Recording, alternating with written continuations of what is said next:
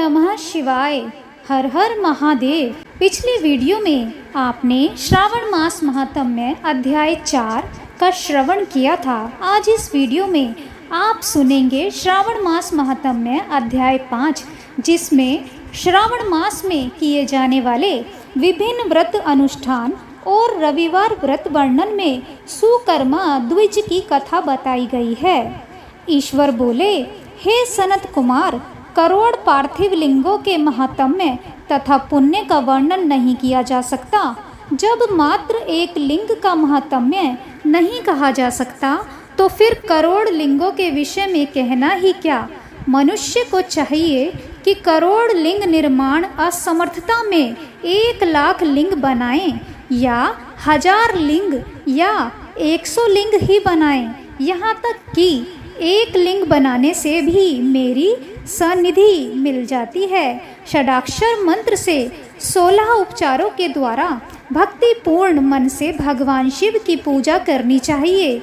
ग्रह यज्ञ के साथ उद्यापन करना चाहिए। उसके बाद होम करना चाहिए और ब्राह्मणों को भोजन कराना चाहिए। हे सनत कुमार, इस अनुष्ठान को करने वाले की अकाल मृत्यु नहीं होगी। यह व्रत बांझपन को दूर करने वाला, सभी विपत्तियों का नाश करने वाला तथा सभी संपत्तियों की वृद्धि करने वाला है। मृत्यु के पश्चात वह मनुष्य कल्प पर्यंत मेरे समीप कैलाश वास करता है। जो मनुष्य श्रावण मास में पंचामृत से शिव जी का अभिषेक करता है, वह सदा पंचामृत का पान करने वाला, गोधन से संपन्न, अत्यंत मधुर भाषण करने वाला तथा त्रिपुर के शत्रु भगवान शिव को प्रिय होता है।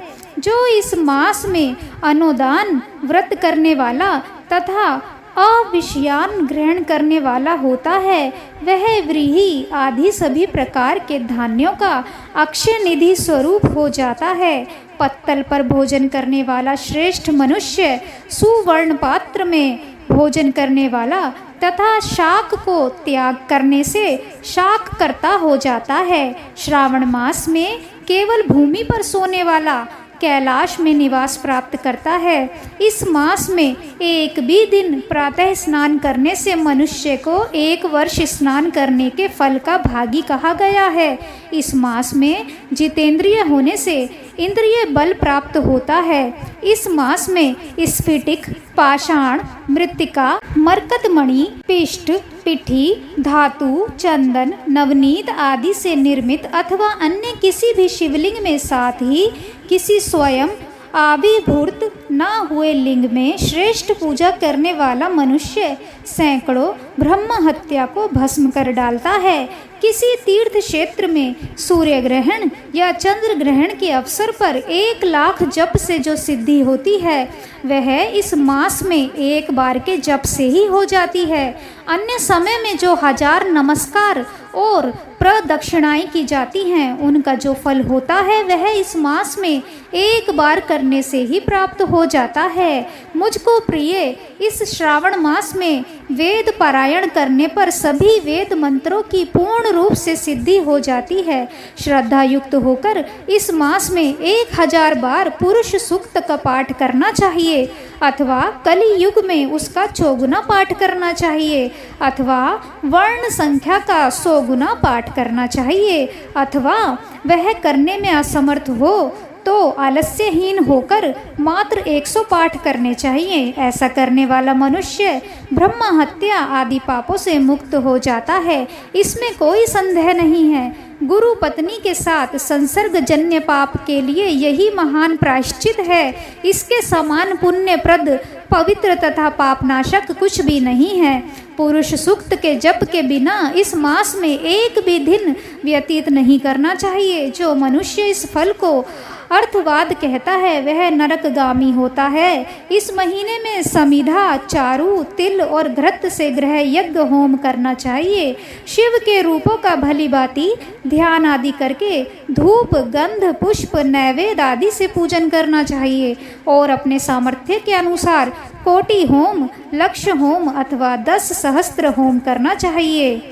व्याहृत्यों ओम भू ओम भुव ओम स्वाहा के साथ तिलों के द्वारा भी यह गृह यज्ञ नामक होम किया जाता है। हे सनत कुमार, इसके बाद अब मैं वारों के व्रतों का वर्णन करूंगा, आप सुनिए।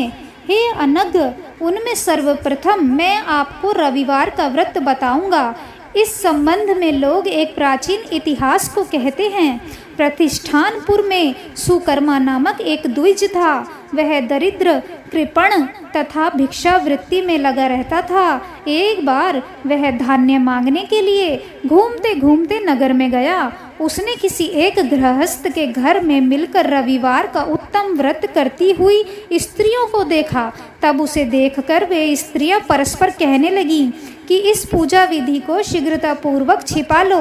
इस पर वह विप्र उन स्त्रियों से बोला, हे श्रेष्ठ स्त्रियों, आप लोग इस व्रत को क्यों छिपा रही हैं? समान चित्त वाले सज्जनों के लिए परमार्थ ही स्वार्थ है। मैं दरिद्र तथा दुखी हूँ। इस श्रेष्ठ व्रत को सुनकर मैं भी इसे करूँगा। अतः आप लोग इस व्रत का विधान व फल अवश्य बताएं। स्त्रियां बोली, हे द्विज, इस व्रत के करने में आप उन्माद तथा प्रमाद करेंगे अथवा भूल जाएंगे अथवा इसके प्रति अभक्ति या अनास्था रखने लगेंगे। अतः आपको यह व्रत कैसे बताऊं? उनकी यह बात सुनकर उनमें जो एक प्रौढ़ा स्त्री थी वह उस ब्राह्मण से व्रत तथा व्रत की विधि बताने लगी। हे ब्राह्मण, श्रावण मास के शुक्ल पक्ष के प्रथम रविवार को मौन होकर उठ करके शीतल जल से स्नान करना।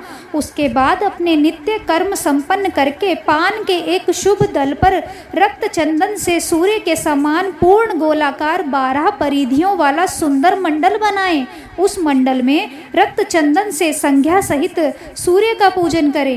उसके बाद घुटनों के बल भूमि पर झुककर 12 मंडलों पर अलग अलग रक्त चंदन तथा जप कुसुम से मिश्रित अर्घ्य श्रद्धा भक्ति पूर्वक सूर्य को विधिवत प्रदान करें और लाल अक्षत, जप कुसुम तथा अन्य उपचारों से पूजन करें। उसके बाद मिश्री से युक्त नारिकेल के बीज का नैवेद्य अर्पित करके आदित्य मंत्रों से सूर्य की स्तुति करें और श्रेष्ठ 12 मंत्रों से 12 नमस्कार तथा प्रदक्षिणाएं करें। उसके बाद 6 तंतुओं से बनाए गए सूत्र में 6 ग्रंथियां बनाकर देवेश सूर्य को अर्पण करके उसे अपने गले में बांधें और पुनः 12 फलों से युक्त वायन ब्राह्मण को प्रदान करें। इस व्रत की विधि को किसी के सामने नहीं सुनाना चाहिए।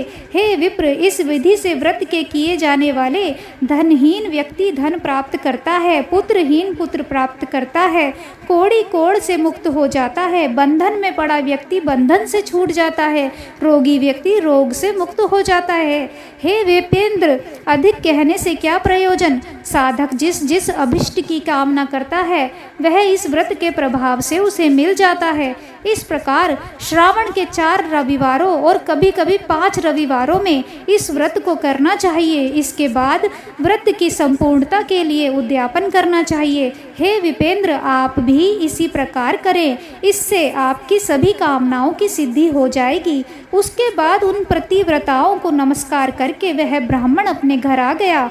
उसने जैसा सुना था उसी विधि से उसने संपूर्ण व्रत को किया और अपनी दोनों पुत्रियों को भी वह विधि सुनाई। उस व्रत के सुनाने मात्र से शिवजी के दर्शन से तथा उनके पूजन के प्रभाव से वे कन्याएं देवांगनाओं के सदृश हो गईं। उसी समय से उस ब्राह्मण के घर में लक्ष्मी ने प्रवेश किया और वह अनेक उपायों तथा निमित्तों से धनवान हो गया।